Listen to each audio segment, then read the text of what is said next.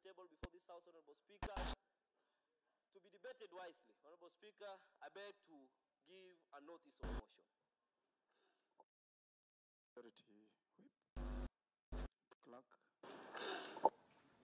Majority Whip. Order number 7, statement.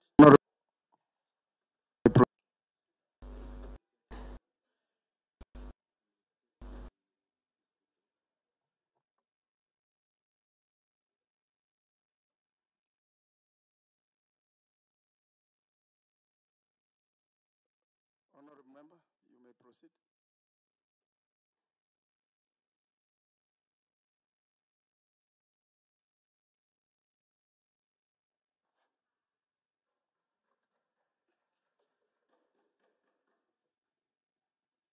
Number 2 on culture community services regarding the deplorable state of Kahawa Social Hall in Congo area of Kahawa Ward. Honorable Speaker, the construction of the said social hall commenced in the term of the first assembly under the World's Development Fund program. However, the contractor did not conclude the works due to lack of payments, hence construction stalled and left the hall in a bad state. Speaker, the building has since started falling apart and there is need for it to be rehabilitated. Honorable Speaker, and in the statement, the chairperson should inquire into and report on the following: a report of the tendering and award process, proof of inspection by the county executive of the social hall, and the total amount of money that was paid to the contractor, whether the project was handed over from the development fund to the social services sector, and whether the county executive has put in place plans for the rehabilitation of the social hall. Thank you, Speaker.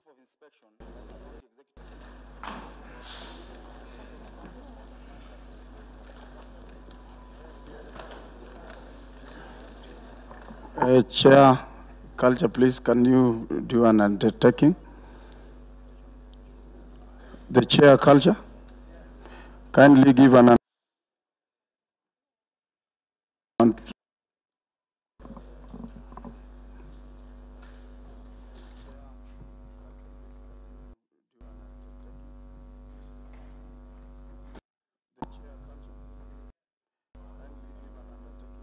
Not yet.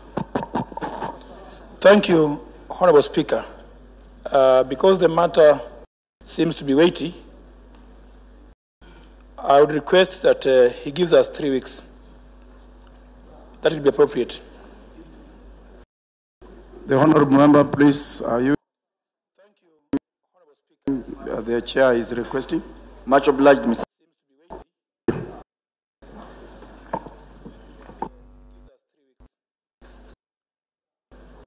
Clerk, please. Honorable Chair.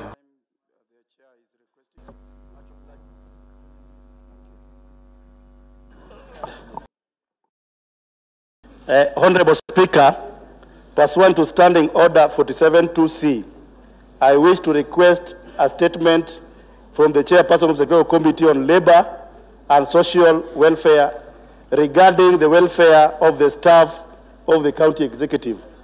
Honorable Speaker, Section 27 of the Employment Act defines interdiction in the public service as a period when an employee or an officer is temporarily removed or relieved from his duties or her duties pending investigation and or disciplinary action.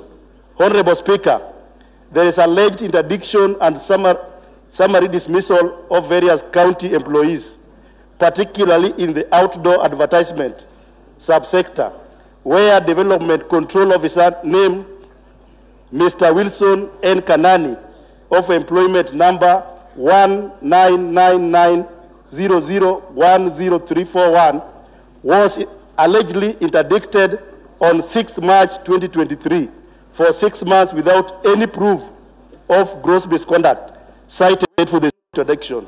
Honorable Speaker, in the statement, the person should inquire into and report on 1.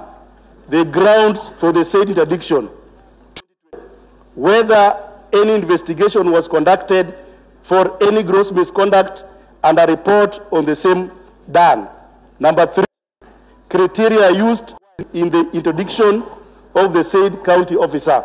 Number 4, detailed list of all officers under interdiction in the said subsector. Number 5, measures the county executive is taking to ensure the said officer is reinstated. Thank you, Speaker. The chairperson for Labour Committee, kindly give an undertaking.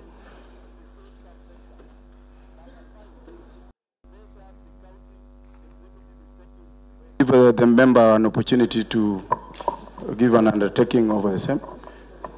Honorable Speaker. The member is on the floor, please. Honorable Speaker, I beg for 2 weeks. Yes? I beg for 2 weeks. 2 weeks? Yes. The chairperson. Speaker, this needs some agencies. If we can do it within 1 week, because there's still suffering without any good reason. Okay. You want to inform the chair?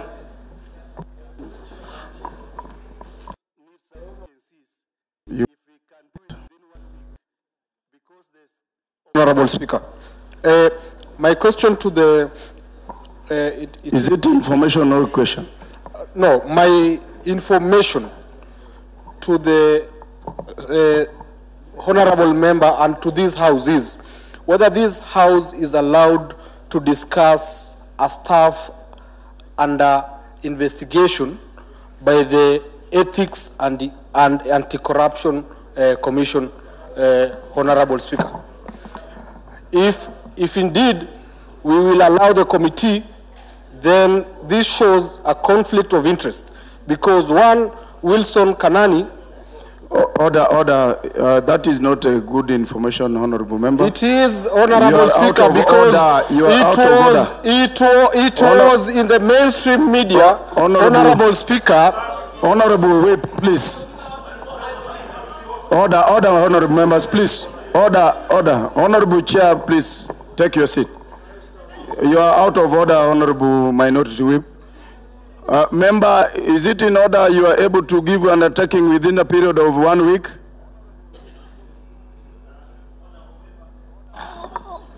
Honorable Speaker, I will beg for 2 weeks because that...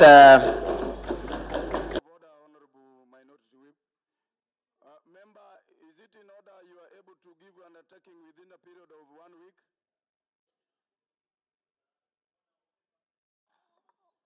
Honorable Speaker, I will beg for 2 weeks because that's a serious issue and need more investigation. So 2 weeks stands. 2 weeks. Thank you. You will bear with the chair. We rest that. Clerk, please proceed.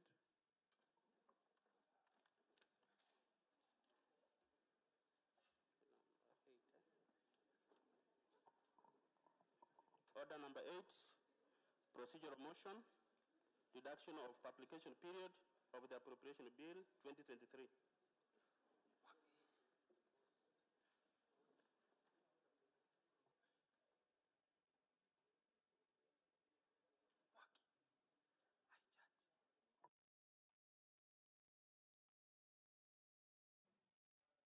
Majority Leader, please.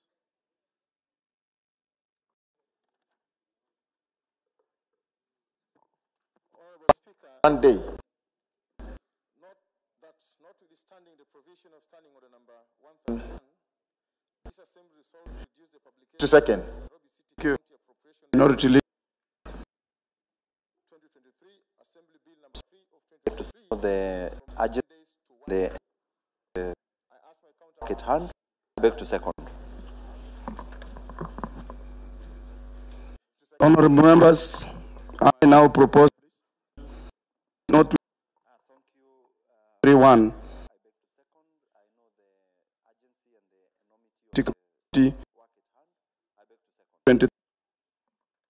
Of 2020. Honorable members, I now propose the question that notwithstanding the provision of Standing Order 131, this Assembly resolves to reduce the publication period of the Nairobi County appropriation Appropriation Bill 2023, Assembly Bill number 3 of 2023, from 7 days to 1 day. Honorable, please. PFM Got some requests. has to be Honorable Kamau. Thank you, Mr. Speaker. But And I rise to support the motion. Mr. Speaker, in line with the PFM Act, the bill has to be applied by 1st of July, Mr. Speaker. That means that the bill has a timeline of approval today. Former So member, I issues. will have to pass this bill today. So, Mr. Speaker, I support and I'm Really? members. All right. Thank you. Honorable Silas Matara. Thank you, Honorable Speaker. First, I had pressed to inform our senior member, Ronaldo, that the issue is not sub judice, but you have already dispensed on that matter. But secondly, Honorable Speaker, I rise to support. Thank you. Honorable Robert Alai, please.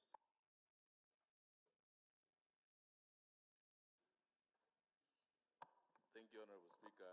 I beg to support, but I pressed my button because I wanted to inform the House that we didn't have the correct order paper. Some of the Your mic. businesses were missing from the order paper we have. But I beg to support, Honorable Speaker. Thank you. Kindly, clerk, can you circulate the order paper To members?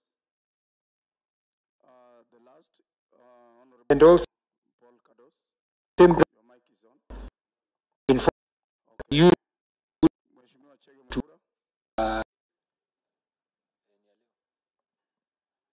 Mr. Speaker, I rise to support the said motion, and also on the same breath inform the House that usually it's a good practice not to get ourselves reducing the period.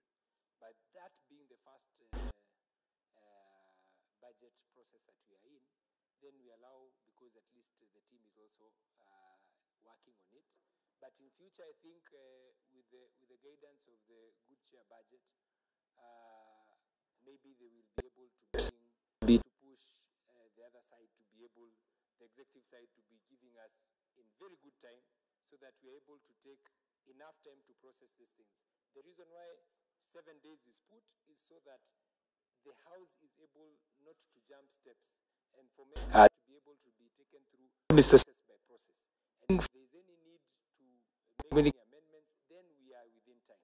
But now, because tomorrow is the end of the financial year, the House has no option but to try and so that they are we are within so that stipulated time.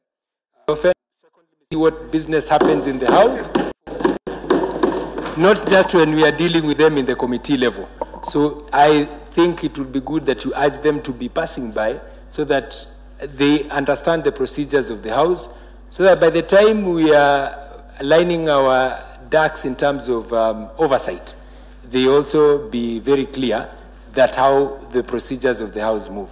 With that, Mr. Speaker, I beg to support. Thank you. Thank you for citing that, Honorable Mwaura. We have allocated time when to recognize our dignitaries. Allow me to call the mover to reply, please. Honorable Speaker, allow me not to waste a lot of time, aware that you have a task ahead of us, and I want to premise my argument that we must be prepared, and the clerks has prepared some tea and some snacks at the entrance in case the Nini gets off. You can just get out and take and come back. Prepare yourself for time. We have a lot of business to execute today. All said and done, Honorable Speaker, I want also to inform the House that Nairobi City County Assembly shall not adjourn for any other influence from other assemblies. Therefore, we are on until our calendar dictates so. Anyone who imagines, who dreams that a lot of business to execute today.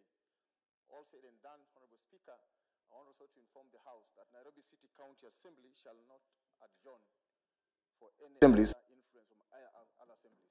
Therefore, we are on until our calendar dictates. That notwithstanding the provisions of the Standing Order 131, this Assembly resolves to reduce the publication period of the Nairobi City County Appropriation Bill 2023, Assembly Bill number 3 of 2023, from 7 days to 1 day. Honorable members, may as many of the similar opinions say ayes. Aye. May as many of the contrary opinions say nays. The ayes have it.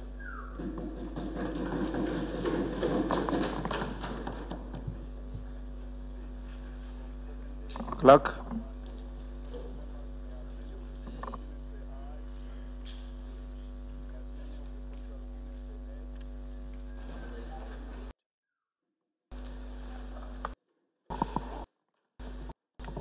Order number 9, the Nairobi City County Appropriation Bill 2023, Assembly Bill number 3 of 2023, first reading.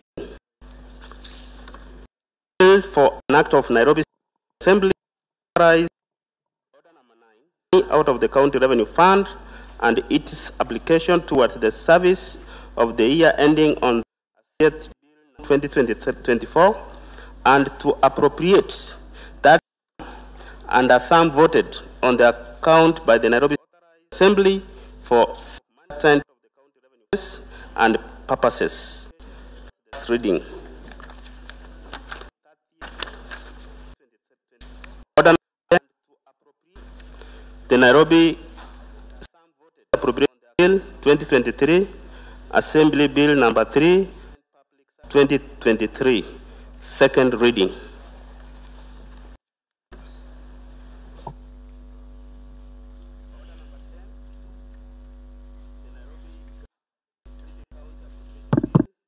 I beg to move that Nairobi City County Appropriation Bill 2023 be read. Mr. Speaker, in the morning sitting, the County Assembly adopted the 10th on revenue and expenditure Nairobi City County Government and the County Assembly for the financial year 2023-2024. The approval is meant to advance the motto, His Excellency the Governor, Honorable Johnson Sakaja, work. In the approved budget report, the County Assembly had granted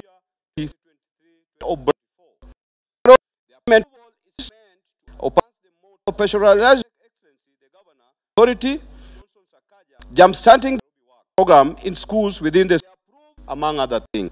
The Nairobi Assembly has also resources for mitigating and management of disaster, enhancing allocation of Nairobi Revenue Authority, jump-starting the feeding program actual service delivery that affects the lives of residents of Nairobi County. In the budget as approved, County Assembly in the the allocation at 23 million, road budget at 10 million pounds.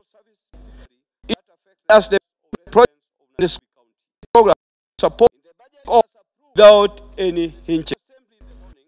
Other allocation for the garbage collection has been increased by 200 million. Allocation for gender mainstream has been increased by 50 million, with another 1.5 million allocated for staff medical insurance. In the budget utilization to ensure it is implemented to the letter benefit of Nairobians.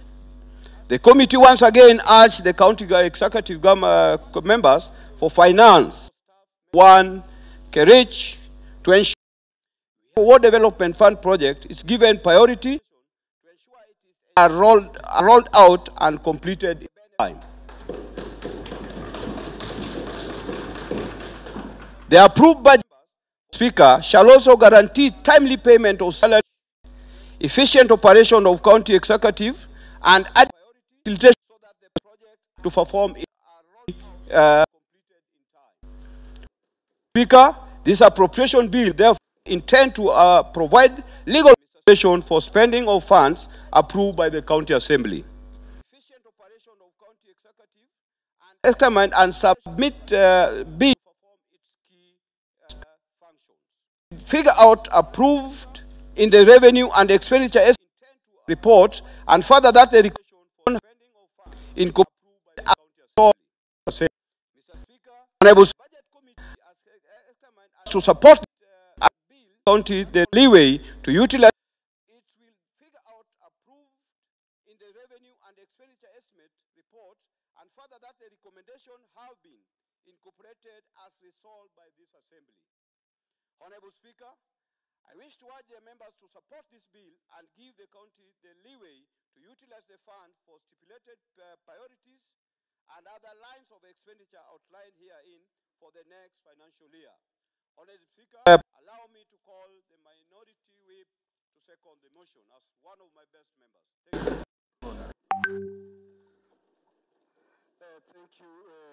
Thank you, Chair Budget. The only doctor that we have in this assembly. Budget. Chair, we are proud of you. We are proud of your work. We are proud of your Atur Sakaja. Honorable Speaker, as I said in the first session we had in the morning, that indeed this is a great milestone that we are going to take. This is a legacy that we are going to leave behind as members of the Third Assembly, because we are so lucky that the feeding program is a brainchild of this third government and Third Assembly. As we were growing up, we remember the former president, Daniel Toroitich Arap Moi, because of the famous Maziwa ya Nyayo. Honorable Speaker, this great house, being led by the governor, His Excellency Johnson Sakaja, will be remembered in years to come, 10, 20, 30, 40 years to come, for feeding our school-going children. Honorable Speaker, this food and kitchen initiative, the Dishina County Shuleni, is going to improve the attendance of the pupils in our public institutions, especially in the informal settlement areas, Honorable Speaker. Honorable Speaker, I also say that, because I said, and then the Honorable Majority Leader said his sentiments, that I was privileged to have food and carry the same food to school. But Honorable Speaker, I used to take cold lunch. Honorable Speaker, my books used to be stained with soup because I used to carry the lunch box together with my school books. And Honorable Speaker, the same is experienced by hundreds of thousands of pupils that are going to school to date, rather. And Honorable Speaker, on 28th of August, that is after we passed this budget, I believe this will be a thing of the past. The children will be taking warm food, Honorable Speaker, and their books stained with food and soup, Honorable Speaker. Honorable Speaker, I also wish to thank the governor for his wisdom by increasing the bursary allocation. Honorable Speaker, going forward, we shall be issuing bursary constituents on a termly basis.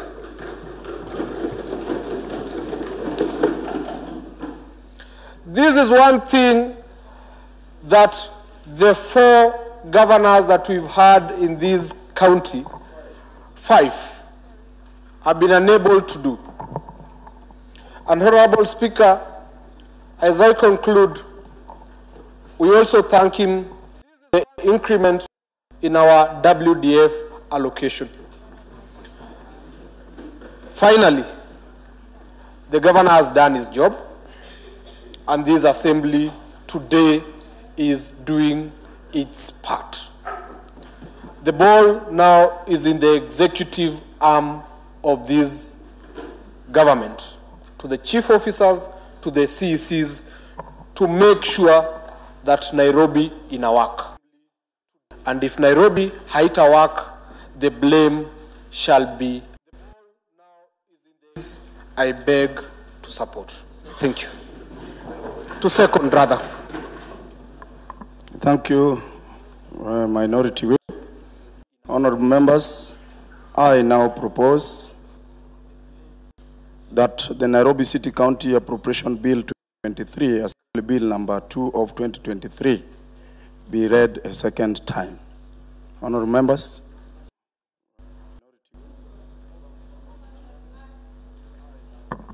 DNG, please. Thank you so much, Honorable Speaker. I'd like to bring the House to the attention of this House to the document that has been supplied to us by the Sergeant at Arms, titled Appropriation Bill 2023. Kindly allow me to take your attention to page number 3, Ward Development Programs. I don't know if this is a clerical error, but it is indicated that ward development by the Sergeant at Arms, titled Appropriation Bill 2023. Kindly allow me to Order, Honourable Member, the standing order to allow you during the second reading to introduce any form of amendment. Are you in support of the bill? I'm in support of the bill. Yeah, please, just seeking so clarity. Don't highlight on areas maybe of errors. Please. Order, Honourable Whip, please. Honourable Perpetua, please.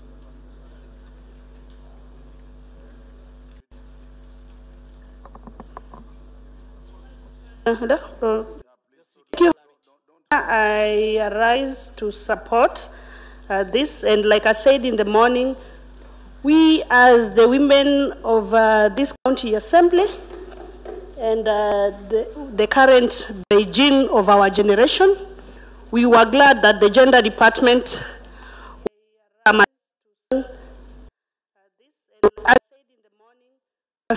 younger in matters sanitary pads, because monthly periods is not a department. We are grateful that the gender department going around Nairobi to serve our younger sisters in matters sanitary pads, because monthly periods is not a shame. Seems to vote. You repeat. Order.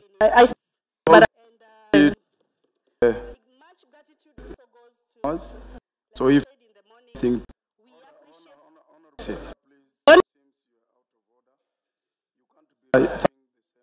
in the revenue and expenditure I wanted to report, and further that the in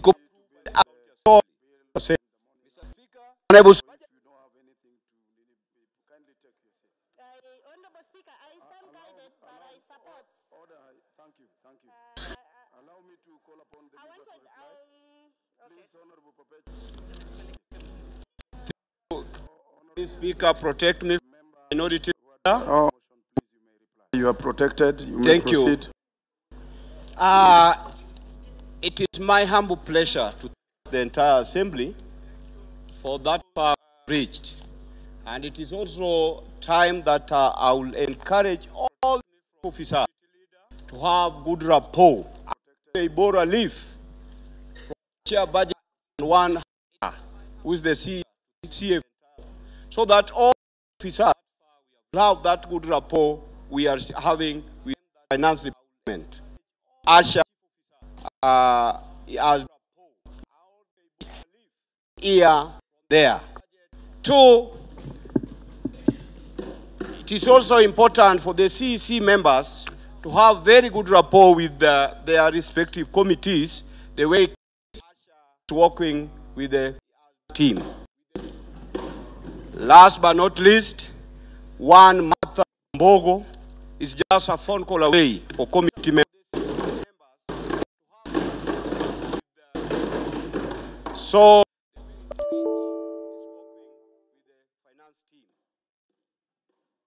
last but not least, one Martha Mbogo just a phone call away. Committee members. Many. So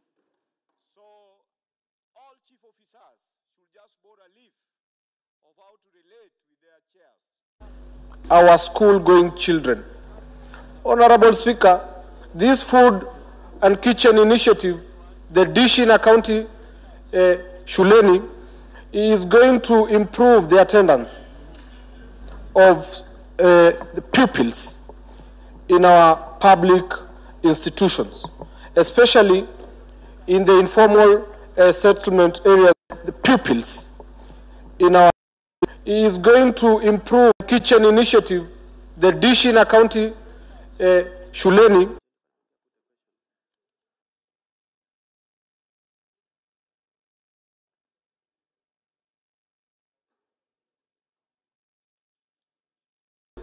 Is going to improve the attendance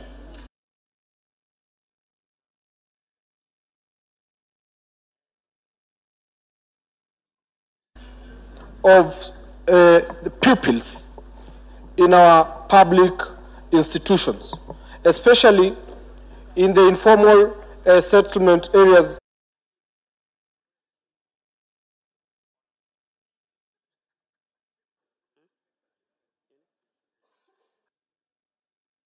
Honorable Speaker, especially in the informal settlement area.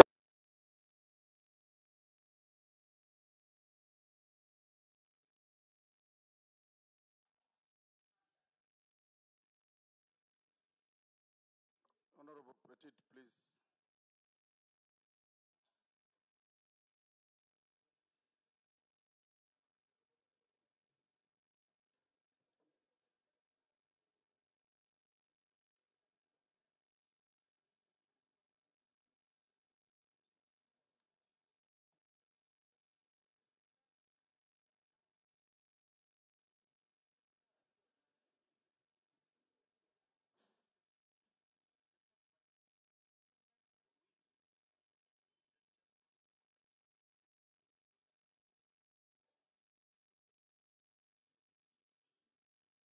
Sanitary pads, because monthly periods is not a department.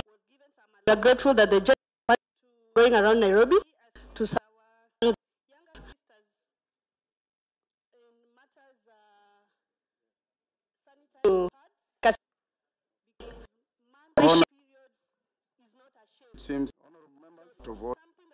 You repeat the question that the bill may be read for the sanitary pads, because monthly periods is not a department. We are grateful that the judge is going around Nairobi to serve younger sisters in matters sanitary pads. Supplement the service of the year ending on 30th June 2024, and to appropriate that sum and a sum voted on account by Nairobi City County Assembly for a certain public service and purpose. So if second reading. Sanitary pads. Order number 11. Because Committee of the Whole is not a County Assembly to consider the Nairobi City County Appropriation Bill 2023. Assembly Bill number 3 of 2023.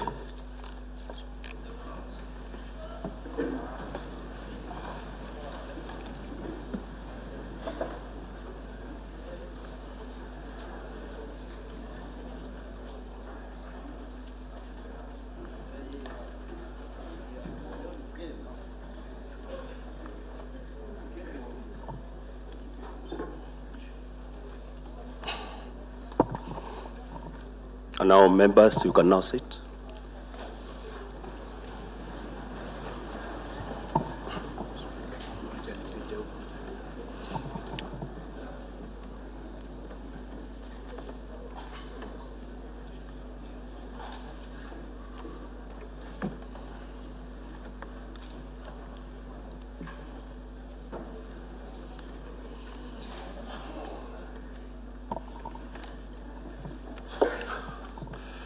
Honorable members, We are now in the Committee of the Whole Assembly to consider the Nairobi City County Appropriation Bill 2023, Assembly Bill number 3, 2023, and we start with clause 2. With clause 2. Clerk. Clause 2. Honorable members, I propose that clause 2 be part of the bill. Any debate?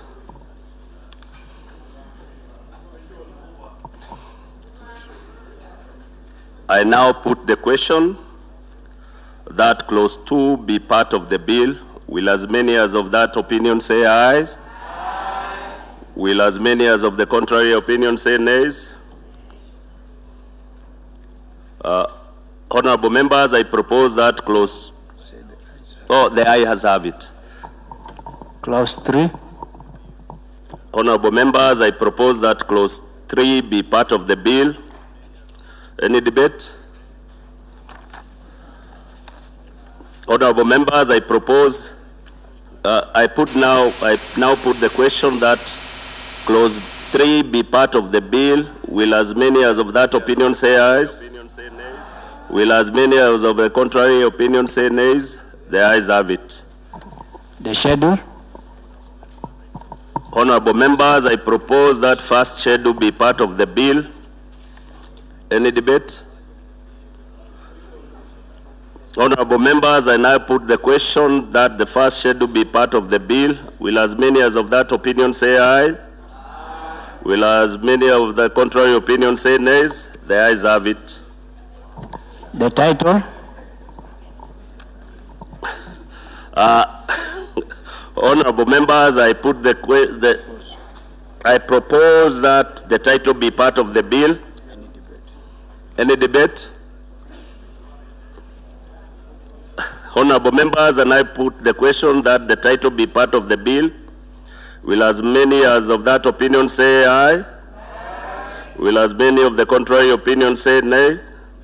The ayes have it. Clause 1.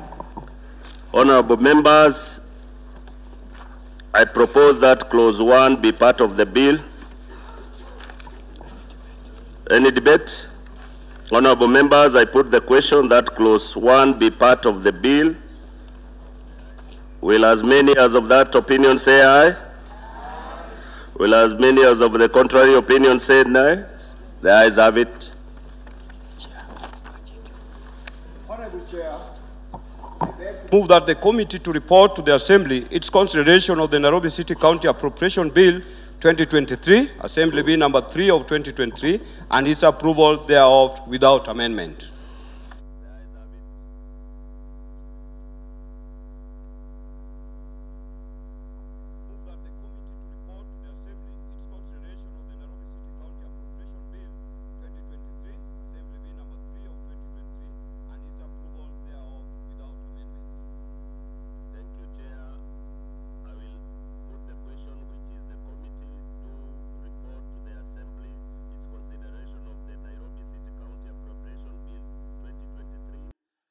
Assembly Bill number 3 of 2023 and its approval, therefore, without amendments.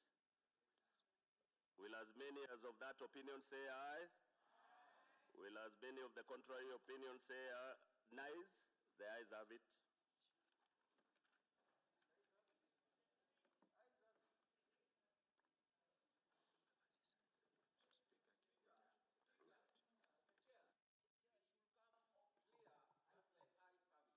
The ayes have it. I just said that.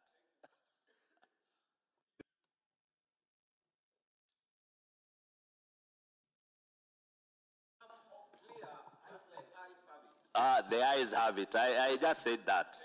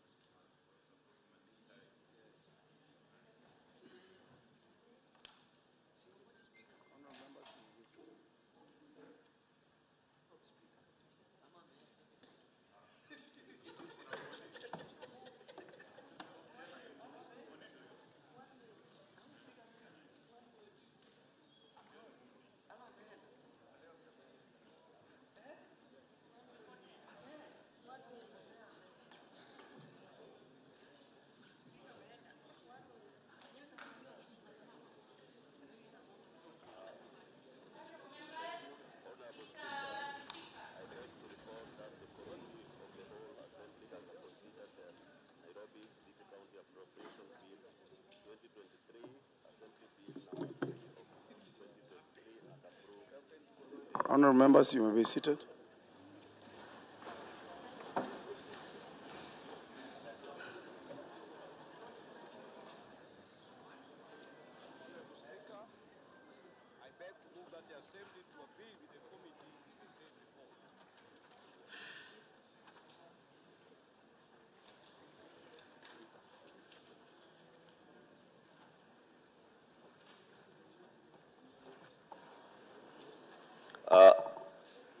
Thank you. Honorable Speaker, I beg to report that the Committee of the Whole Assembly has considered the Nairobi City County Appropriation Bill 2023, Assembly Bill number 3 of 2023, and approved the same without amendments.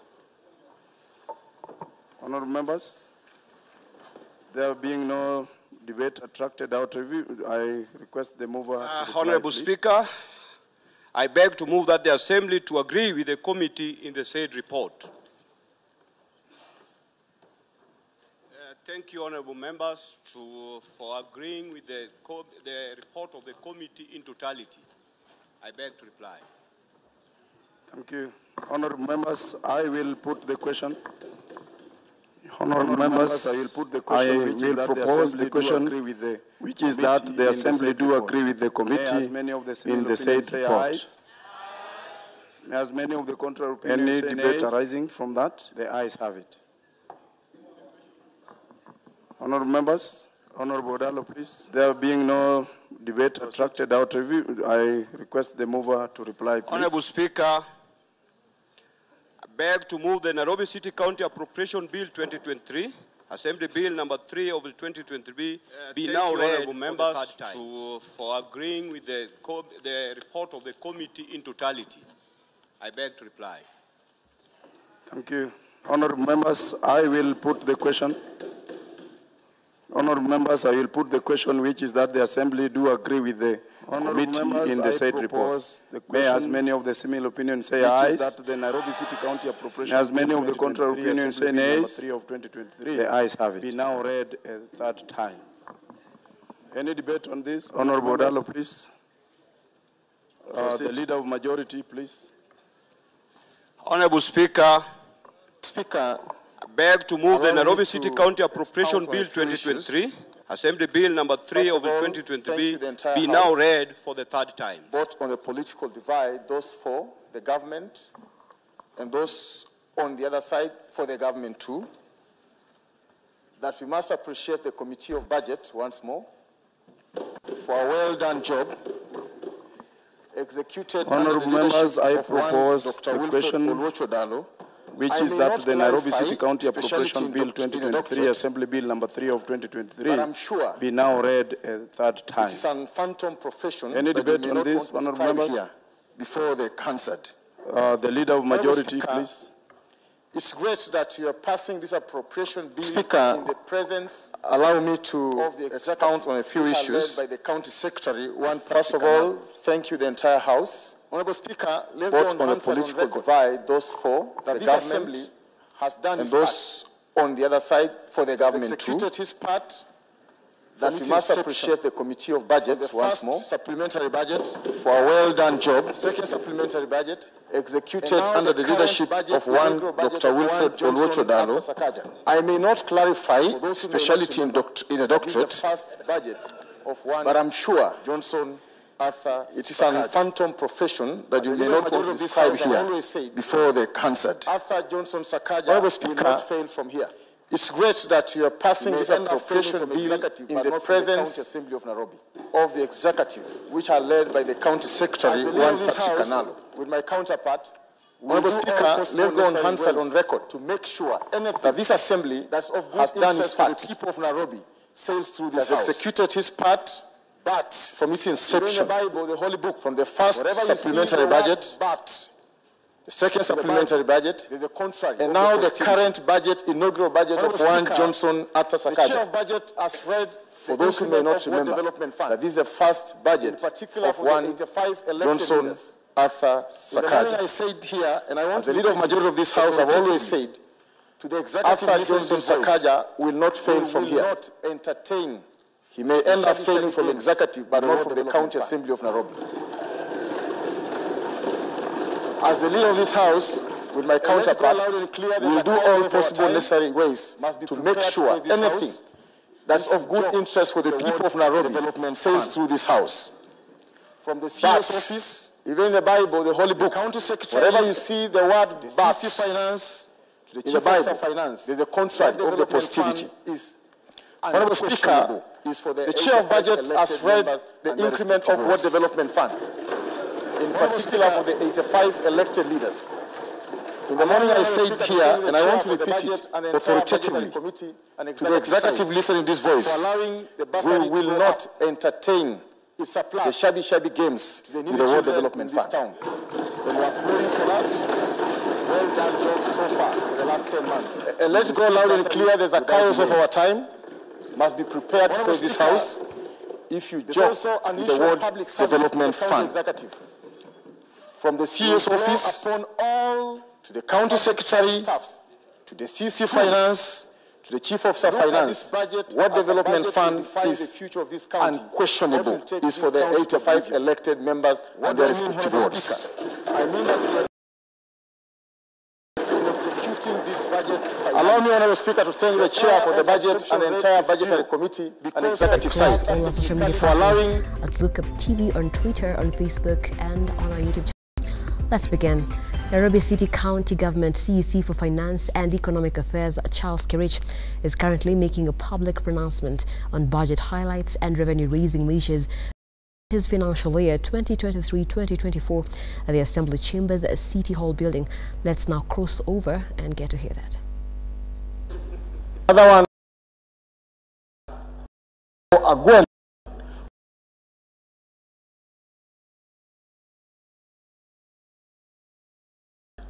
He must face the law. And if you are seated up there, we are a public pronouncement on budget highlights and revenue-raising measures his financial year 2023-2024 at the Assembly Chambers City Hall building. Let's now cross over and get in a jokingly manner. This other one not saying any Agwan exactly assembly. Even to the mightiest of doing again and again, especially the chairs of our respective committees. If you're a chief officer seated in the gallery, take note of this. Our chairs must be respected. Our vice chairs must be respected. The committees must be respected. There is no choice otherwise to this. I repeat, they must be respected across.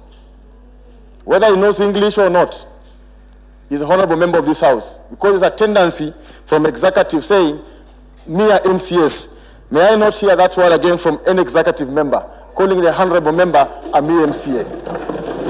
Honorable Speaker, lastly, does not exclude executive, both the staffs and the executive wing, to petition this assembly on anything that you feel is contrary to the law. You are free to the Office of the Speaker through a petition, Office of the Clerk, to my office, a leader of majority, to speak to us anything you feel is pressing on the executive. Not that we don't listen to others.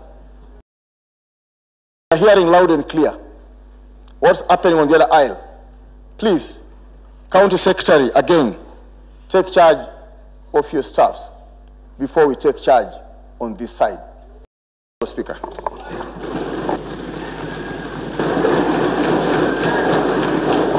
Yeah.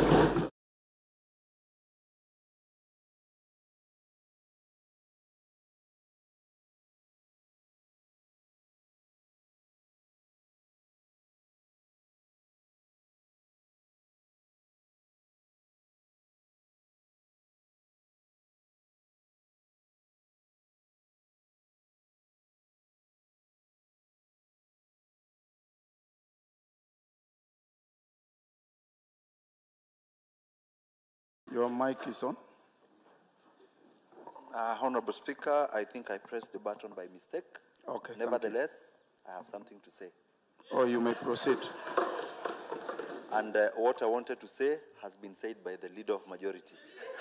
Exact words, so I beg to support.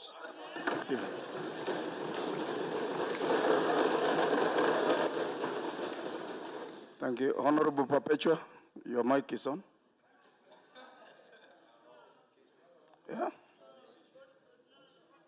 Speaker, I did not press my mic. Nevertheless, if you allow me, I would just want to appreciate. I would just want to appreciate the leadership led by you, Honorable Speaker, and the entire Assembly. We are quite grateful that we are doing our roles, which is representation, oversight, and of course legislation. Like what is happening today, this is good legislation and good practice. And when it comes to the law says good law is a law that is equitable, where there is equity, equality, and parity. And what has been exhibited today is actually the law, and we are proud. And more so, I wanted to emphasize earlier that we are proud of the new gender department and public participation led by CEC Silantoi, because they know that the women in this assembly exist. I wanted to applaud the public participation and gender department from the executive led by Silantoi. The women are proud of her. Thank you, Honorable Speaker. Thank you. Honorable Emilio Duor, last. Thank you, Honorable Speaker. As a vice chair of this great committee, I won't say much, but I would just like to tell members, thank you, thank you, thank you. We've come a long way from CIDP, IDP, CFSP, and several public participation that were, some of them were very hostile, but God has seen us through. Chair, thank you. Speaker, thank you for also giving us the security we needed, especially when we're doing public participation. Members, this is not the end of it. We are just starting. Finance bill is coming, and remember, public participation is coming, and it's never easy with the finance bill. Thank you, Honorable Speaker, for giving me the opportunity. Thank you. Honorable members, I will now put the question, which is that the Nairobi City County Appropriation Bill 2023, Assembly Bill number 3 of 2023 be now read a third time. Honorable member, may as many of the similar opinions say ayes. May as many of the contrary opinions say nays. The ayes have it.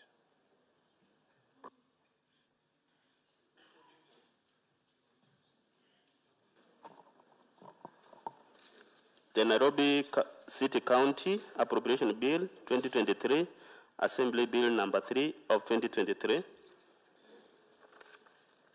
A bill for an act of Nairobi City County Assembly to authorize the issue of a sum of money out of the county revenue fund and its application towards the service of the year ending on 30th June 2024, and to appropriate that sum and a sum voted on account by Nairobi City County Assembly for certain public services and purposes. Third reading.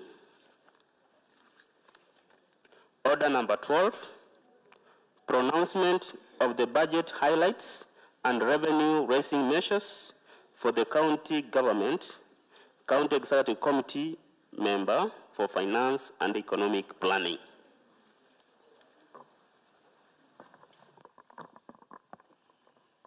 Thank you.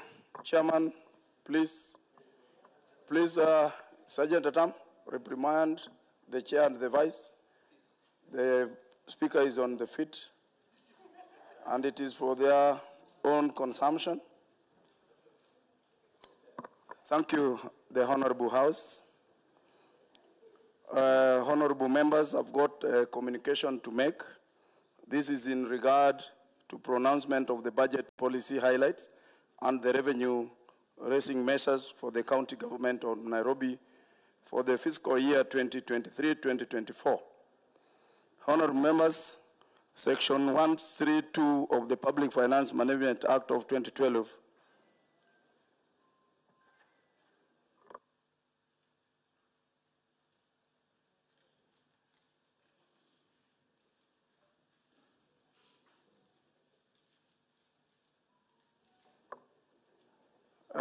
Chairman, you didn't notify the chair that you are just about to usher in the CC Finance. So can I allow you, please? But you don't just walk like a madman. Chairman, budget, please. Please proceed.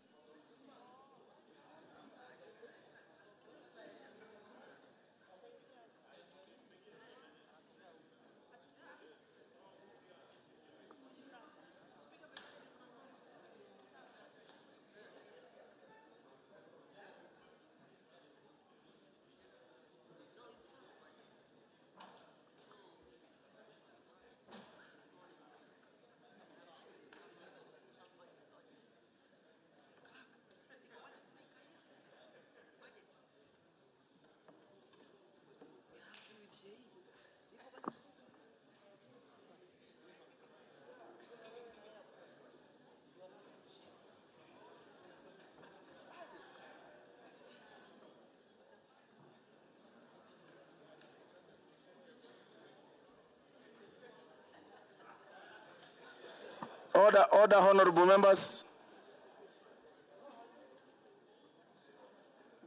Order, honorable members.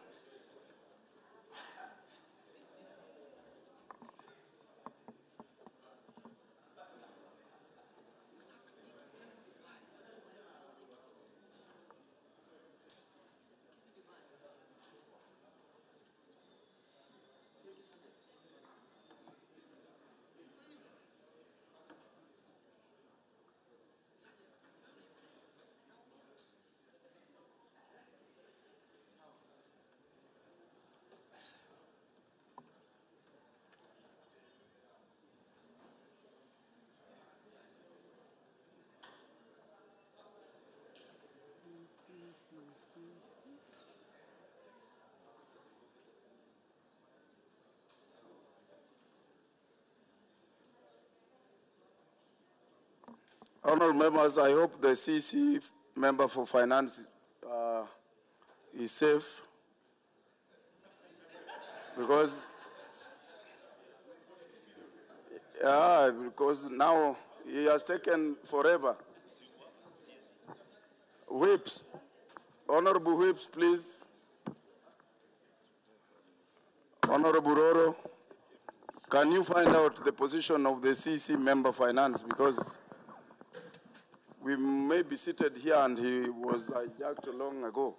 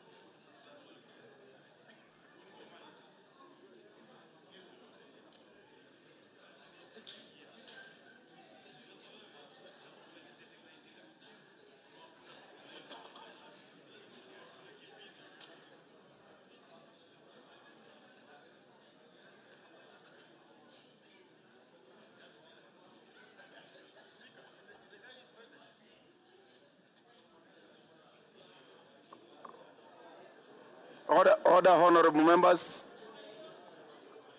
Order, honorable members, you may be seated. The CC is just about to walk in. Please, please, please.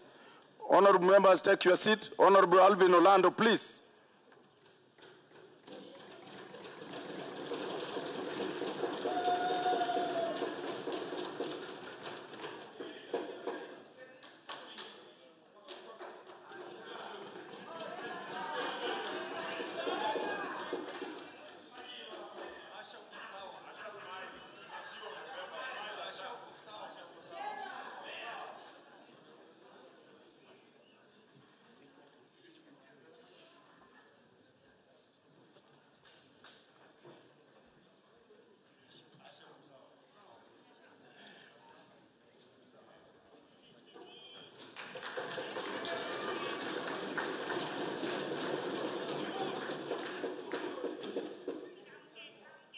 Thank you. You may be seated.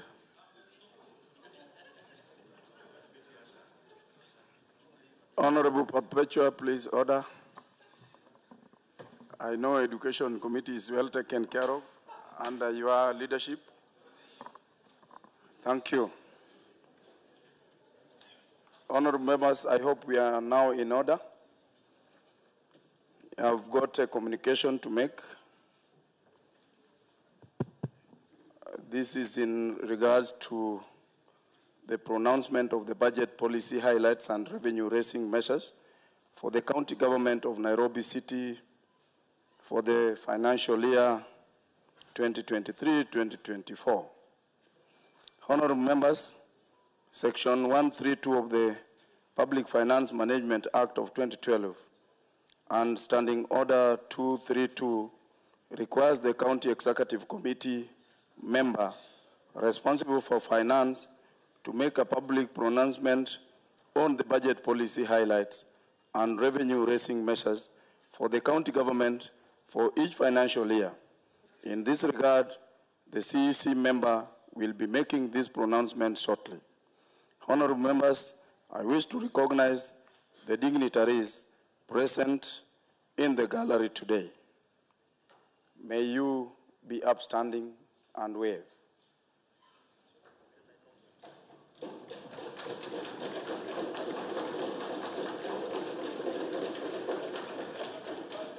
Thank you. You may be seated. The dignitaries include members of the County Executive Committee, the Acting County Secretary, the Chief Officer for Finance and colleagues, and various directors of the county government departments. On behalf of the County Assembly and on my own behalf, I welcome all of you to the County Assembly. Before I invite the CEC member responsible for finance and economic planning to make his pronouncements, I wish to remind the House that in accordance with the provision of Standing Order 232/3, the CC member shall be heard in silence without question or clarification sought, and thereafter the House will stand adjourned. Further, the provisions of the County Assembly Powers and Privileges Act 2017 shall apply to the CEC member during this sitting session. Honorable members, I now invite the CEC member for Finance and the Economic Planning to make a public pronouncement on the budget policy highlights and revenue-raising measures for the county government for the financial year 2023-2024. The CEC member for Finance and Economic Planning, Mr. Kerich, you may now proceed. Our school-going children. Honorable Speaker, this food and kitchen initiative, the dish in a county shuleni, is going to improve the attendance.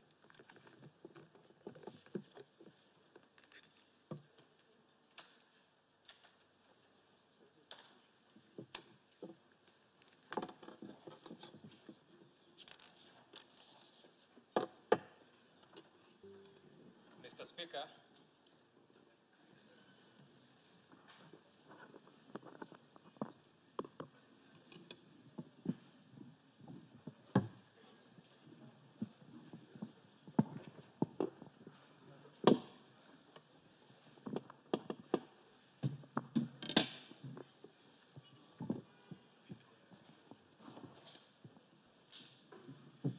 Mr. Speaker, it is indeed a great privilege to present to this Honorable Assembly, the people of Nairobi and Kenyans at large, the budget highlights and revenue-raising measures for the financial year 2023-2024.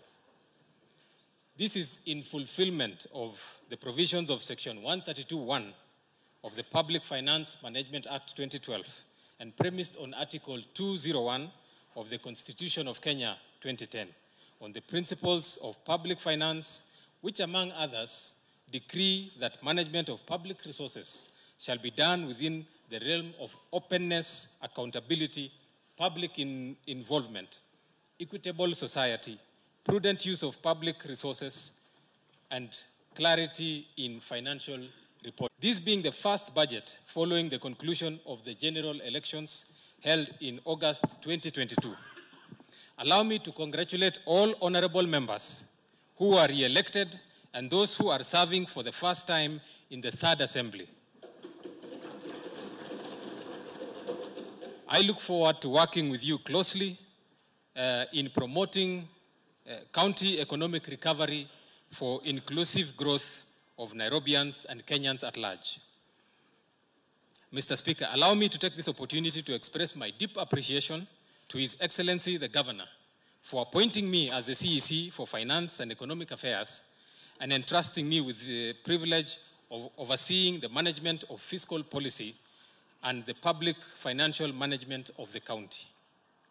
I also wish to extend my sincere gratitude to the county executive and the assembly for the wise counsel during the preparation of these budget policy highlights and revenue-raising measures that will lay a strong foundation for our socio-economic transformation. Mr. Speaker, before presenting the fiscal and revenue framework, let me start by highlighting the economic context in which this budget has been prepared. Mr. Speaker, during the financial year 2022-2023, both the domestic and global economic environment recovery has been slow, therefore impacting on service delivery and threatening the survival of many businesses. This impacted negatively on performance of own-source revenue. This effect affected service delivery due to the emergent resource constraints. I shall now move on to the policy priorities and the economic outlook in the medium term. Mr. Speaker, Nairobi City County operates within the global and national macroeconomic framework, thus directly and indirectly influencing the county's fiscal decisions and operations. The global dynamics impacted the grants and loans that are targeted at supporting counties. Unstable global economic performance also resulted in the lower national GDP growth that trickled down to county levels. And this calls for county to explore alternative financing for its developmental programs, such as enhancing PPP and sourcing of grants. The real interest rates reflected the real cost of borrowing, savings and return on investment for both the county government and Nairobi business communities. Mr. Speaker, despite the challenges, both the global and the domestic economy are projected to be on a growth path in 2023. We remain optimistic that the growth trajectory is expected to translate to better outcomes to the economy of the county in terms of uptake of our service, translating to increased revenue and increased fiscal space. Mr. Speaker, the budget estimates for the financial year 2023-2024 submitted to the County Assembly on this day seek to entrench institution transformation for better efficiency and effectiveness in service delivery, as well as bring the county and its residents to a path of recovery through entrenching the new county government's mission of order, dignity, hope, and opportunity for all.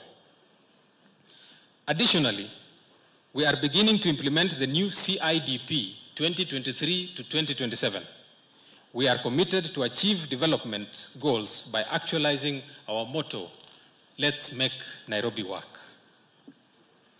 Honorable Speaker, the economic growth strategy underlying the budget for the next financial year and the medium term includes: 1, increased on-source revenue mobilization.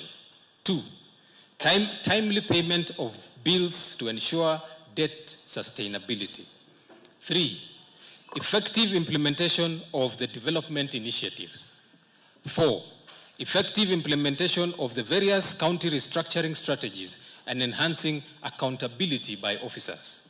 And 5, support for the private sector by reducing the cost of doing business. Honorable Speaker, to support the above growth strategies, the administration will be focusing funding and efforts towards the following key areas. 1, to reverse negative trend on source revenue, the Nairobi Revenue Act 2021 will be implemented starting with the institutionalization of the Nairobi City County Revenue Authority. Number 2, over-reliance on on-source revenue and exchequer releases has tethered the county to underfunding and underperformance.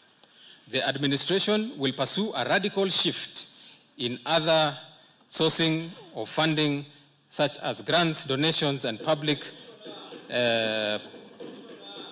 public-private partnership. Thank you, Commissioner, Mama Network. To support this, the administration has come up with a directorate to coordinate the efforts. 3, the county treasury will be enforcing the fiscal responsibility as stipulated in the Public Finance Management Act, Section 107. This will bring sanity in funds appropriation and expedite control, and expenditure control, I beg your pardon. Number 4, despite meeting the provisions of Section 107(2)(b of the PFM Act 2012, the county has not been able to honor its obligation towards development. The only solution to this is to ring-fence the allocations towards development, with reduction of non-essential recurrent expenditure and increasing county revenue to accommodate non-discretionary expenditure. And 5, the administration will be reducing the cost of doing business by actively implementing the Unified Business Permit and implementing the Trade Licensing Act.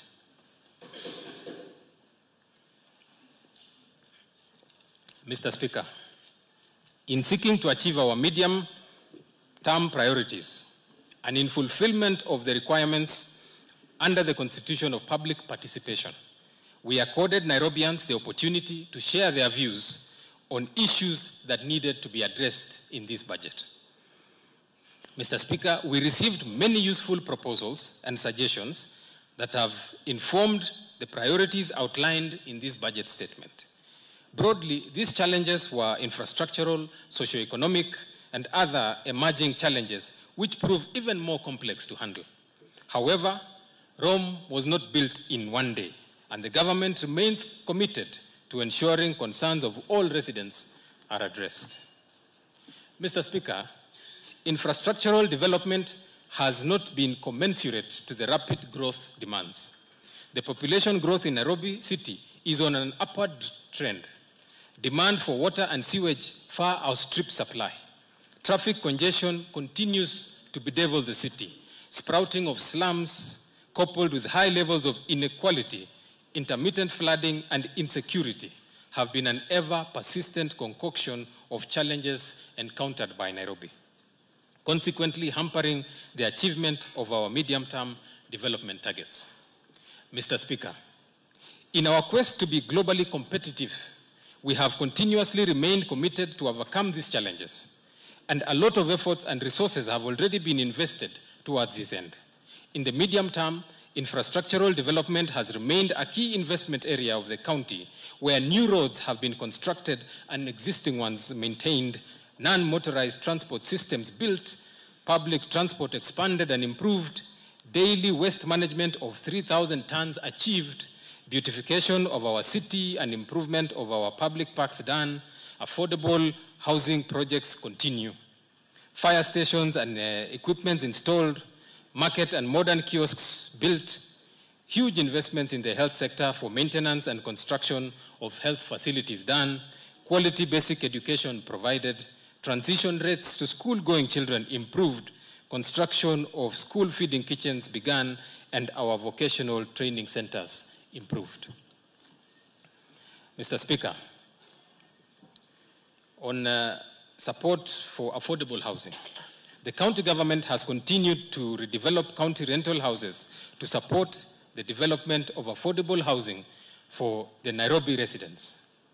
2 projects are ongoing under phase 1, Pangani with a total of 1562 units, and Jivanji with a total of 1830 units, while another 7 projects are under procurement for phase 2 and are expected to deliver 14,000 units.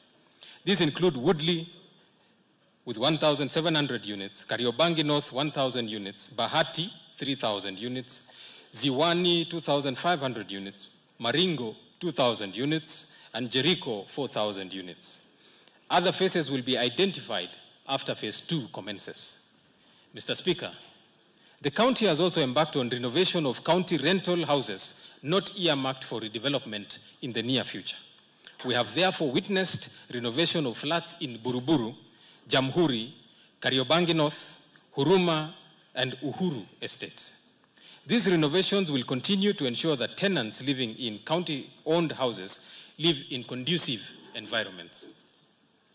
Mr. Speaker, the World Bank, through the State Department of Housing and Urban Development, is also currently supporting NCCG in upgrading informal settlements through planning, tenure regularization, and infrastructure upgrading. Settlements that will receive immediate infrastructure support in 2023-2024 are Kayole Soweto, Kahawa Soweto, Embakasi, and Kambi Moto. 400 million shillings will be disbursed in financial year 2023-2024. NCCG has set aside 10% as the mandatory counterpart contribution.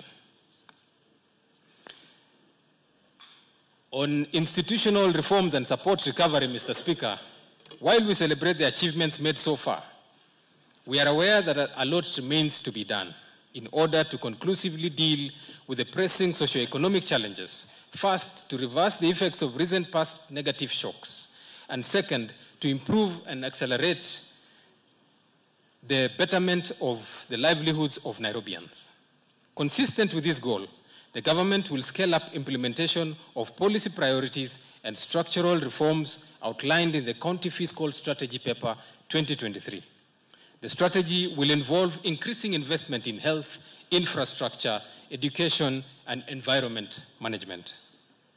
Mr. Speaker, the county has made steady progress since the onset of devolution in improving the business environment and improving efficiency and accountability. Notably, the county has continued to use integrated financial management system, that is IFMIS, in the management of expenditure, thus enhancing accountability in the management of public resources. Leveraging on ICT, the county will be undertaking reforms to enhance the revenue administration procurement through the implementation of an enterprise resource program, ERP, that is intended to ensure full integration of all subsystems. The planned ERP platform is expected to maximize revenue collection and halt perennial outsourcing of revenue collection services, thus helping on reducing the cost of collection.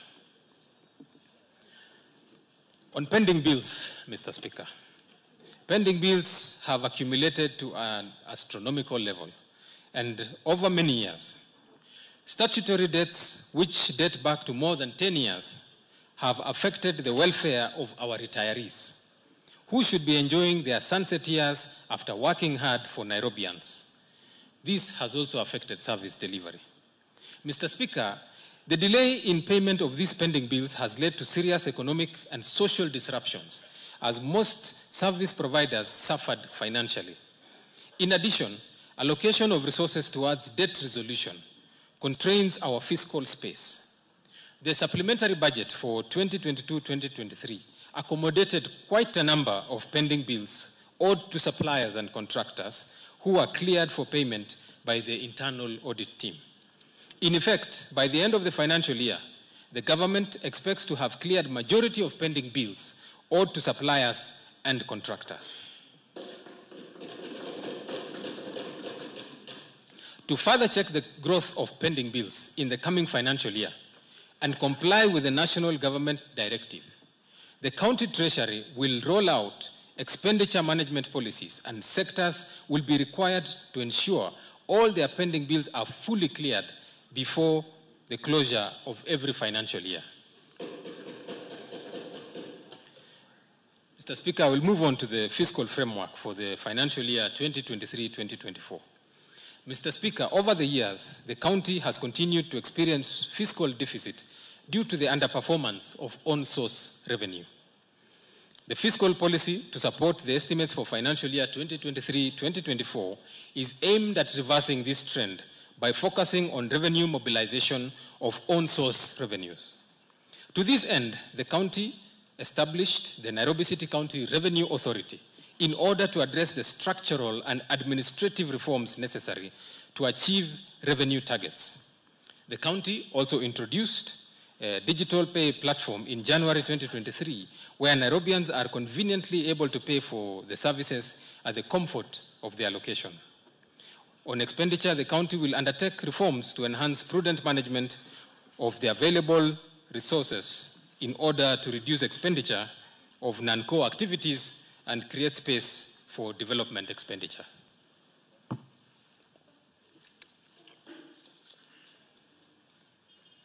I will now move to revenue and expenditure projections for the financial year. Mr. Speaker, the total revenue projections for the financial year 2023-2024, including both national government transfer grants and on-source revenue, amounts to 42.3 billion shillings. Out of this, the projected national transfers amount to 21.3 billion, grants shillings 1.2 billion, while the total projected on-source revenues amount to 19.9 billion shillings. Mr. Speaker, the total projected expenditure amounts to 42.3 billion shillings, made up of both recurrent and development expenditures at 28.3 billion and 14 billion respectively. The allocation of development is equivalent to 33% of the total budget, which is in line with Section 107 of the Public Finance Management Act of 2012 that requires that at least 30% be allocated to development. Mr. Speaker, the revenue and expenditure projections are in accordance with the approved budget ceilings in the approved County Fiscal Strategy Paper 2023. Mr. Speaker, allow me to highlight the budget details for the financial year 2023-2024 as tabled before this House. As aforementioned, the driving theme for the budget is to transform our institution and its processes and strategically redirect the county and its people to economic recovery. The county budget for financial year 2023-2024 stands at 42.3 billion. Mr. Speaker, in order to bring services closer to the residents, I have allocated 400 million shillings for construction of borough offices, sub-county and ward offices. The boroughs will be the focal point for planning and will provide a one-stop shop where the residents can access all the services offered by the Nairobi City County. This will ultimately reduce the time taken for Nairobians to get services and ultimately the cost of doing business. In the recent past, we have witnessed destruction of property due to fire. I will also be requesting that this House approves 120 million shillings towards construction of fire stations in Kangemi and Gikomba.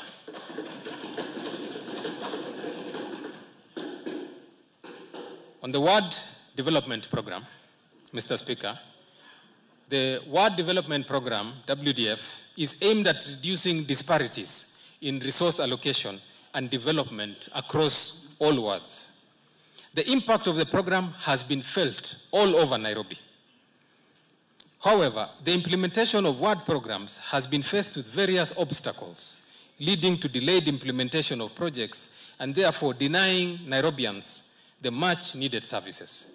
The county treasury has embarked on payment of completed certificates, paving way for a seamless implementation of WDF projects in the coming financial year. Mr. Speaker, The projects to be implemented under this program will be ward-based, depending on the priority of the individual wards. The proposals from wards are development-oriented, mostly in infrastructure development. I have proposed an allocation of 1.95 billion as allocation in the budget to WDF.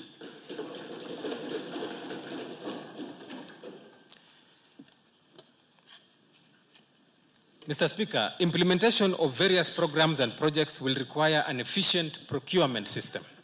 To this end, and in line with the government policy on e-procurement, the county will undertake implementation of e-procurement in line with the national government policy. This will not only enhance efficiency, but also ensure the county gets the best services at the best prices possible due to increased competition.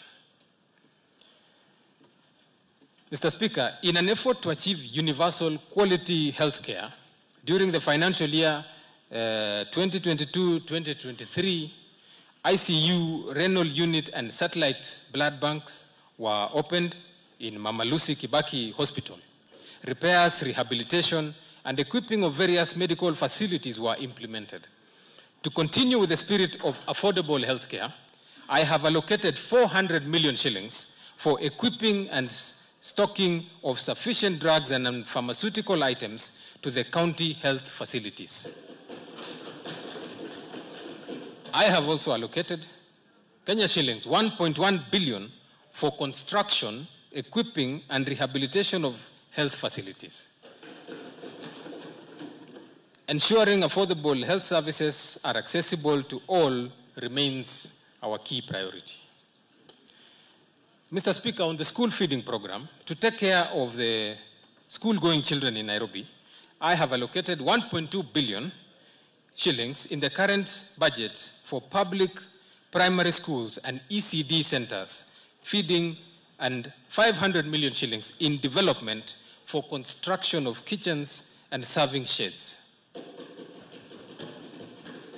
This program will improve the nutritional status of the learners and also encourage students to attend school, leading to an increase in enrollment, performance, and transition to higher levels of education. The county has targeted to feed about 250,000 children. Mr. Speaker, on investing in infrastructure development, the priority area for this sector will be to enhance pedestrian safety and connectivity through construction and rehabilitation of roads, street lighting, stormwater drainage, and bridges.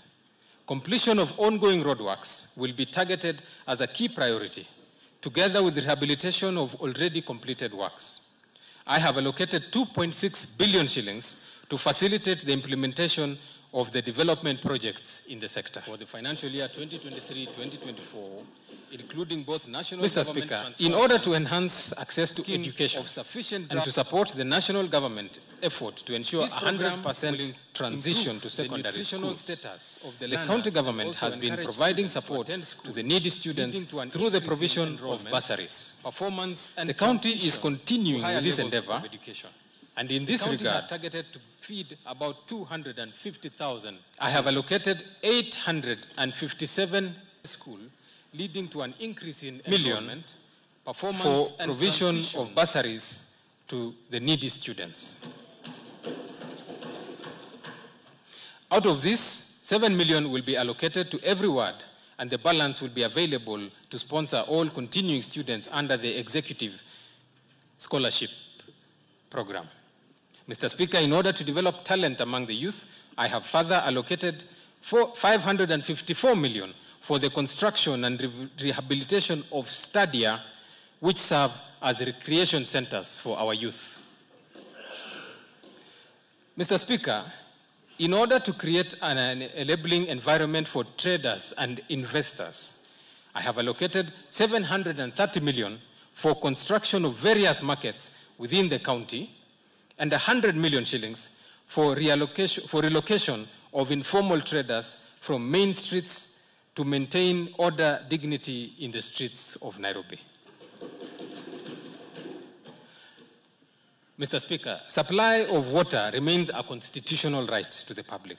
and management of sewer is an unavoidable responsibility. Management of solid waste and sewage is a challenge we continuously seek to overcome.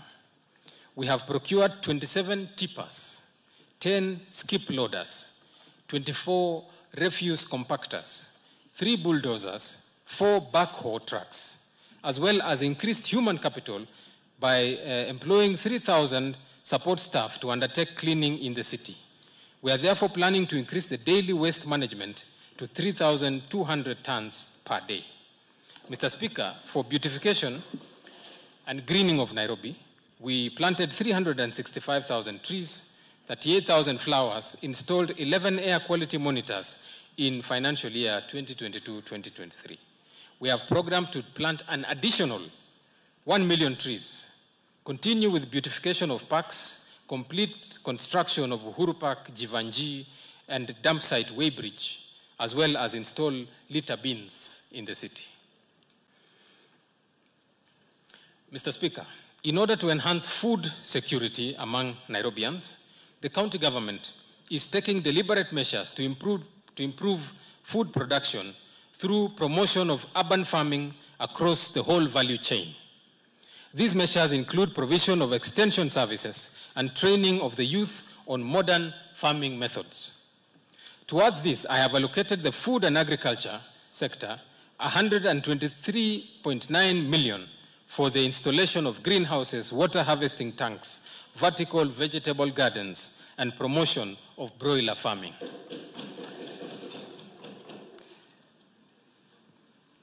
On the County Assembly, Mr. Speaker, the County Assembly plays an important role in all legislative functions within the county, including approval of county laws, policies, budgets and expenditure, integrated development plans, tariffs, rates, and service charges, as well as playing an oversight role on the county executive. To achieve this role, Mr. Speaker, I have proposed an allocation of 3.25 billion to the for recurrent and development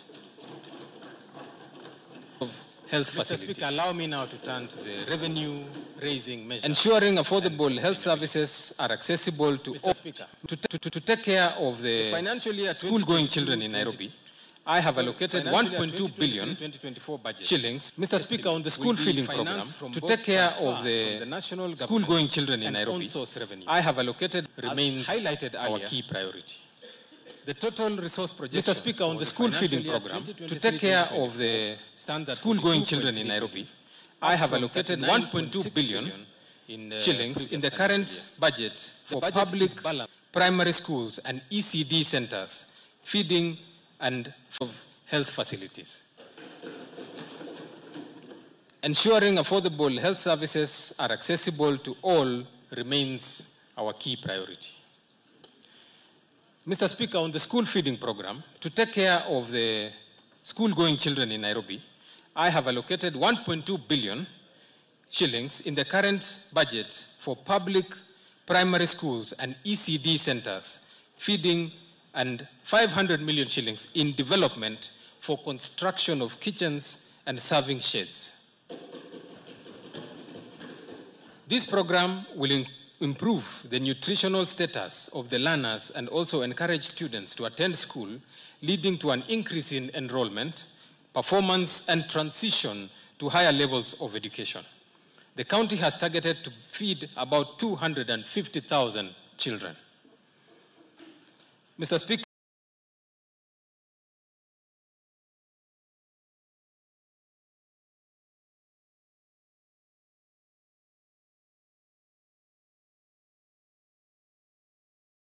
the county government will be pursuing this agenda through the Revenue Authority to ensure that every revenue stream has an enabling legislation. And with the help of this House, we expect better performance henceforth. We will also continue using the digital pay service platform for convenience and broadening of our revenue base. Mr. Speaker, the completion and capturing of Geographical Information System, GIS-based valuation role remains our key strategy to boost our rates collection. Land rates are currently charged based on the new valuation roll of 2019. The number of rateable properties is expected to increase from the current 181,000 to approximately 241,000 properties. We will also introduce sectional properties rates targeting individual houses on a block of apartments. Cumulatively, this measure will increase rates income by approximately 1 billion shillings. Mr. Speaker, we intend to restructure the single business permit codes by introducing new parameters. That is hyper, to take care of mega, school-going children, medium, small, and mini, for classification of business in order to enhance fairness and compliance. This will bring on board small traders who previously defaulted due to higher charges. We expect to collect an additional 1 billion shillings after implementation. Mr. Speaker, we will also be mapping revenue streams and setting targets for each stream, sub-county, in Nairobi. Ward, and I have allocated 1.2 billion. This will increase the revenue base shillings, which will ultimately increase public actual revenue, primary schools, a logical ECD basis for setting targets. Feeding and 500 million shillings in development for construction. Mr. Speaker, I have proposed minor adjustments for public primary schools new charges and ECD centers through the Finance Bill 2023. The key areas of interest are as follows.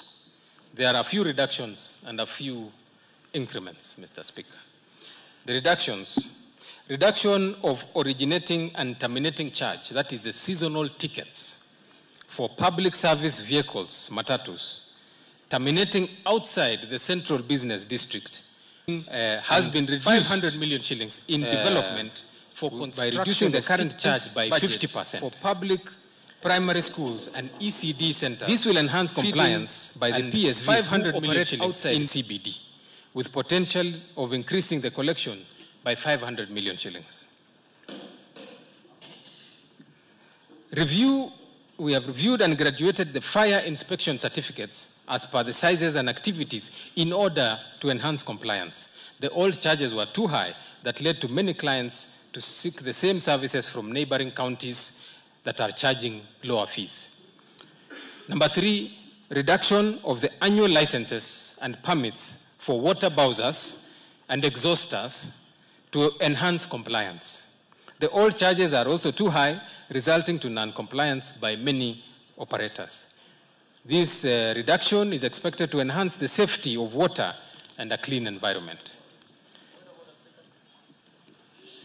And number 4, Mr. Speaker, we have reduced charges for complementary education institutions in informal settlements to allow as low as 3,000 shillings for small centers with less than 200 pupils, payable in installments in line with the Nairobi City County Trade Licensing Act 2019 to recognize and encourage the services given to the vulnerable people in society.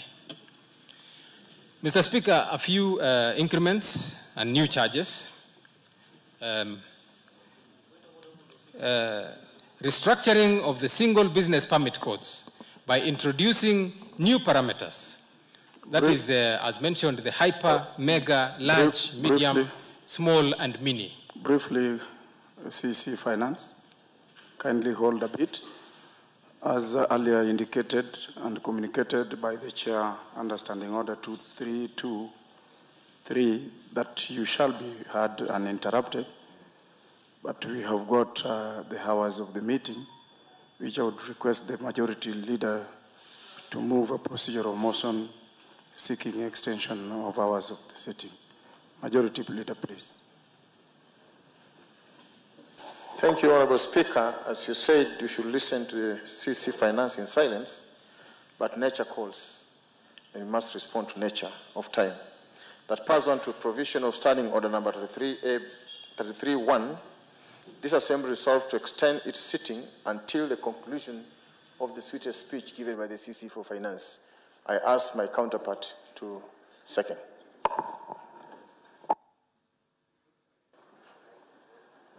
Honorable Speaker, I beg to, in the interest of time, to second and to reiterate the importance of the document that is reading and the importance of budget to the county. I second. Thank you, honorable members.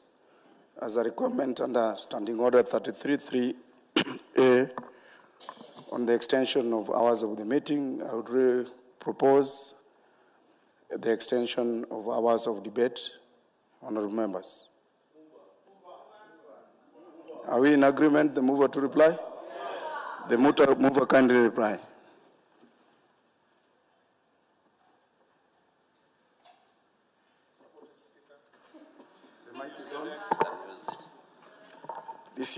Sorry. Honorable Speaker, I beg to move. Thank you. Reply. Honorable members, I now put the question that under Standing Order 33-3A, the House stands to extend hours of meeting as agreed and resolved by the House. Honorable members, may as many of the similar opinions say ayes. May as many of the contrary opinions say nays. The ayes have it. Thank you. You have the field day up to midnight.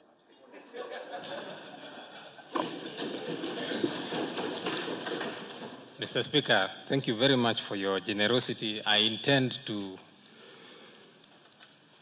utilize the time you have given me until midnight. So, members, let's not be in any hurry.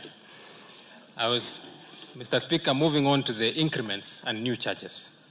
Restructuring of the single business permit codes by introducing new parameters, that is the hyper, mega, large, medium, small, and mini, for classification of businesses in order to enhance fairness, compliance, and revenues. The new parameters will be charged as follows. Hyper supermarket at 40,000, mega supermarket 30,000, large butchery, shop or retail service at 4,000, kiosk 1,000, and all shops and retail services in Nairobi County owned markets at 2,000. Number 6, Mr. Speaker, the introduction of new charges following the improvement and installation of modern new facilities in the county hospitals and health facilities. The increase of existing charges to cover the cost of service delivery with direct impact on the quality of service given to the citizens. All the funds collected will be used to improve the county health facilities and put them at par with private health centers. Number 7, introduction of leasing out of county equipment and machinery under the mobility and works whenever they are not in use. The proposal would make full use of the county assets and staff and bring in revenue as opposed to having them lying idle in our yards. Number 8, introduction of environmental levy charge capped at 2% of the annual rates for all properties within Nairobi. The revenue will be used for improvement of our environment and making the city regain its glory as the green city in the sun. Number 9, increasing betting shops and pool table charges to control betting activities and enhance revenue. Number 10, regularization of unauthorized developments and imposition of penalties for the same. Number 11, review the planning charges and increase county revenues by inclusion of various advertisement forms that have not been captured in the previous Finance Act. Small increments in fees to encourage compliance as well as remove ambiguity and properly classify all advertisements to differentiate each type and category. For example, those ones on motorbikes, the three-wheelers, the mobile advertisements, and the street displays. Mr. Speaker, to boost the above-mentioned strategies, we will be creating awareness on all county levies for citizens to pay, how to pay, deadlines, and consequences of being in default. We shall also ensure prompt billing and serving of demand notices, combined with continuous inspection and enforcement to ensure compliance. We shall provide necessary tools to facilitate collection, inspection, and enforcement of revenue. As I conclude, Honorable Speaker, I cannot fail to reiterate that the county government remains focused and steadfast to ensuring that that the development targets are met, consequently transforming the county into the glorious city in the sun, a competitive city globally, bringing order, dignity, hope, and opportunity for all to all Nairobians, with its people benefiting from a high quality of life. The budget-making process was consultative, crafted on the backdrop of limited resources, and trade-offs have been done to ensure that the county only pursues areas of optimal gains.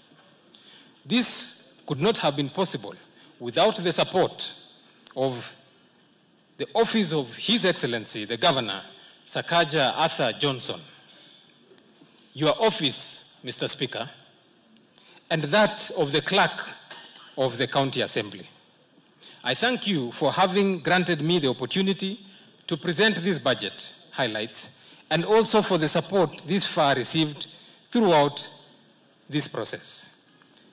I am particularly grateful to the Finance, Budget, and Appropriation Committee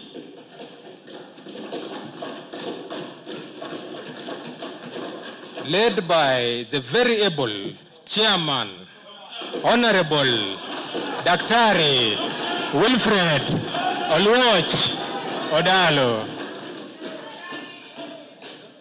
and all the other sectors and sectoral committees. I also want to specially recognize the Leader of Majority, the Honorable Peter Imwatok, the Leader of Minority, the Honorable Anthony Keragu, and all the leadership and the committees and for their commitment to see this process end successfully. I cannot forget my fellow County Executive Committee members up in the gallery, County Chief Officers, and I remind you at this stage of what the Chairman of Budget said about your relationship with the leaders in here. I urge you to take it very seriously. Staff at the County Treasury, led by the indomitable County Chief Officer for Finance and Economic Planning, Asha Abdi, whom I call my right-hand man. I don't know whether that is appropriate. The Chief Officer for Revenue, Bwana Wilson Gakuya, who have jointly and individually worked hard to ensure that the budget and all supporting documents met the legal timelines. I also recognize the one and only Martha Wambugu and all the staff of the County Treasury. To our friends in the media, we appreciate the role you play in educating and informing. And Nancy.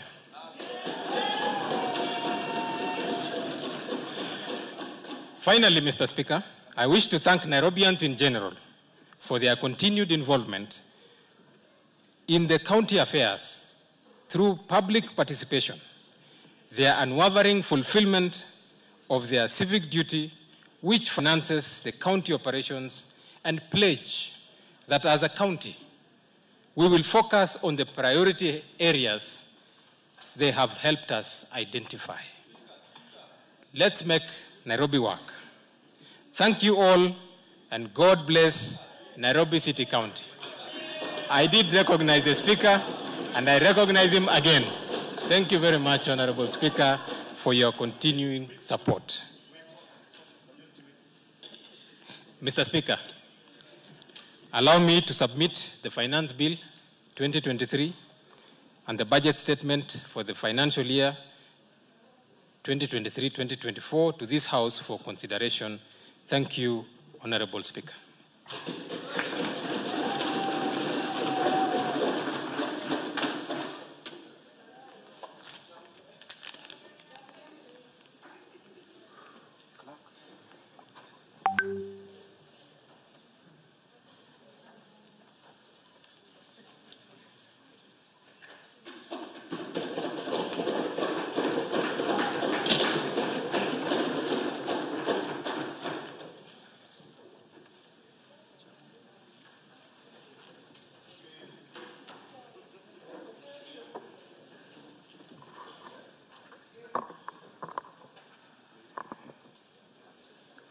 Honorable members,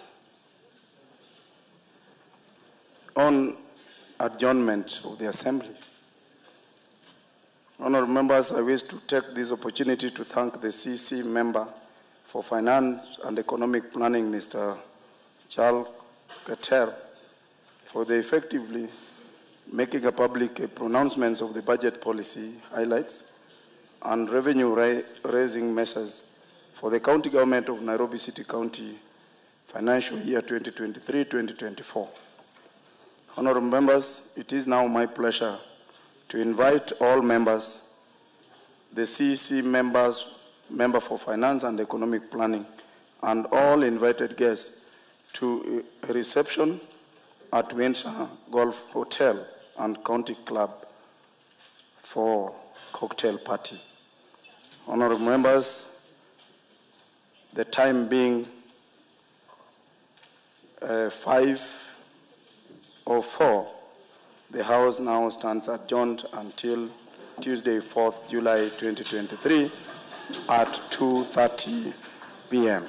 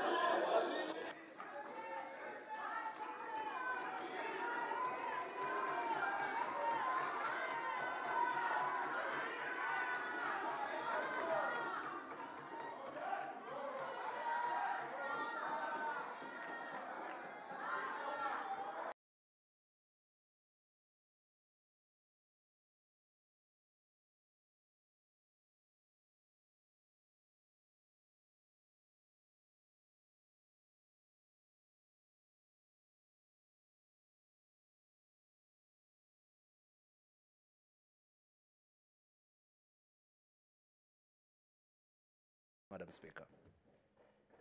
Senator Wafula. Thank you.